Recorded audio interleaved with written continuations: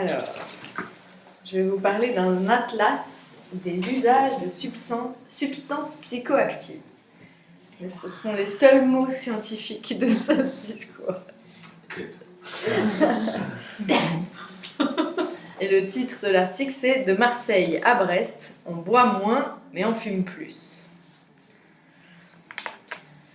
Une étude, ou plutôt l'Institut national de prévention et d'éducation pour la santé, a publié un atlas des substances psychoactives, c'est-à-dire un atlas de la consommation d'alcool, de tabac et de cannabis. Un peu comme une photographie de la France en 2010.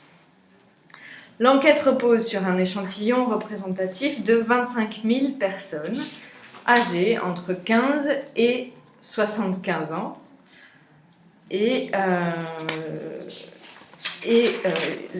Dans cet atlas, on a également une carte de l'utilisation de ces substances psychoactives par les jeunes, avec une population représentative dans ce cas-là de 15 à 30 ans. Le premier résultat de cet atlas, c'est qu'on assiste à une uniformisation des alcoolisations ponctuelles, c'est-à-dire des situations dans lesquelles les personnes vont boire au moins 6 verres d'alcool par occasion.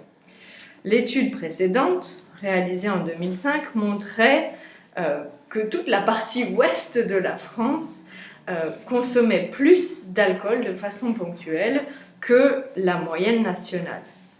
Alors que l'étude de 2010 montre donc, comme je le disais, une uniformisation de cette alcoolisation ponctuelle.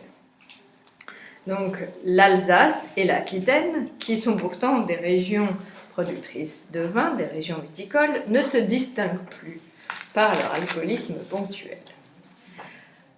Est-ce que cette étude ou cet atlas renforce certains stéréotypes ?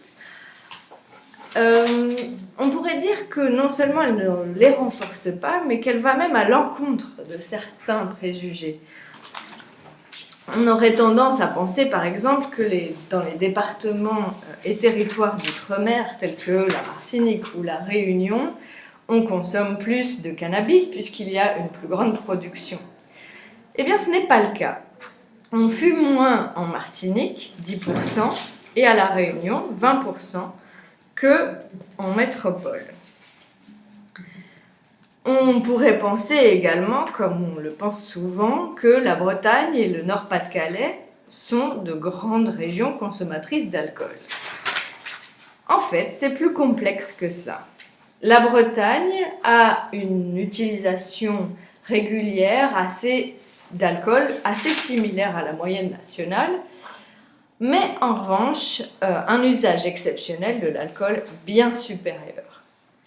Et c'est l'inverse pour le Nord-Pas-de-Calais, avec donc un usage régulier d'alcool supérieur à la moyenne, mais moins d'ivresse. Et d'ailleurs, on remarque que dans ces régions, les maladies liées à l'alcool concernent les générations les plus âgées et que les jeunes ne suivent pas la tendance.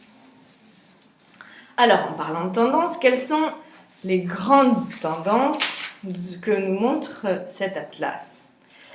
Eh bien, d'un point de vue de santé publique, on assiste à une légère reprise du tabagisme. L'étude de 2005 montrait que 27% de la population fumait.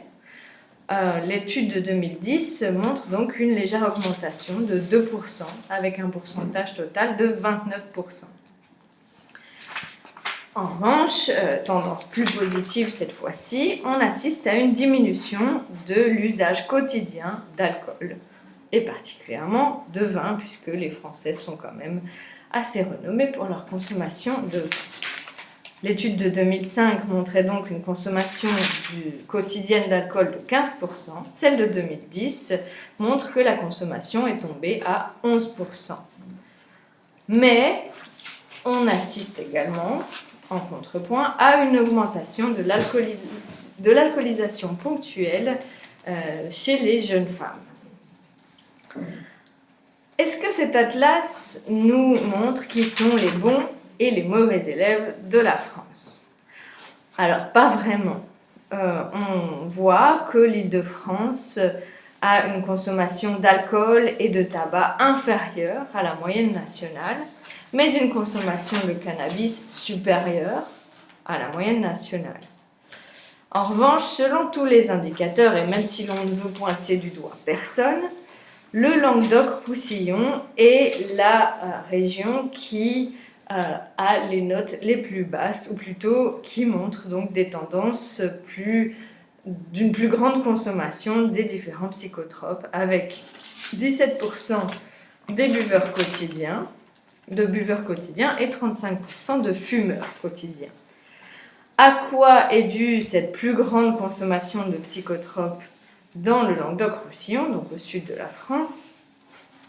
Probablement à l'impact de la crise, puisque la région du Languedoc-Roussillon est celle qui a un des taux de chômage les plus forts de France, et au nombre également très élevé dans la région de bénéficiaires du RSA ou Revenu de Solidarité Active. Un impact donc de la crise, or on sait que les pratiques addictives sont généralement liées à la précarité. Ces indicateurs élevés d'utilisation des psychotropes dans le Languedoc-Roussillon sont peut-être également dus à des traditions locales et à la proximité de la frontière espagnole qui favorise le tabagisme, puisque, comme vous le savez sûrement, le tabac est beaucoup moins cher en Espagne qu'il ne l'est en France. Alors bien sûr, cet atlas a ses limites. Notre échantillon représentatif ne nous a permis d'interviewer que 25 000 personnes, 4 000 en Île-de-France et environ 1 000 dans chaque région de France. Mais ce sont des statistiques qui sont suffisamment robustes, sauf pour les régions les moins peuplées comme la Corse. Par ailleurs, cet atlas nous donne un ordre de grandeur par région, mais ne nous permet pas vraiment de rentrer dans les détails et dans les nuances au sein de chaque région. Et il est donc difficile de pointer du doigt certaines disparités entre les différents départements. Je vous remercie.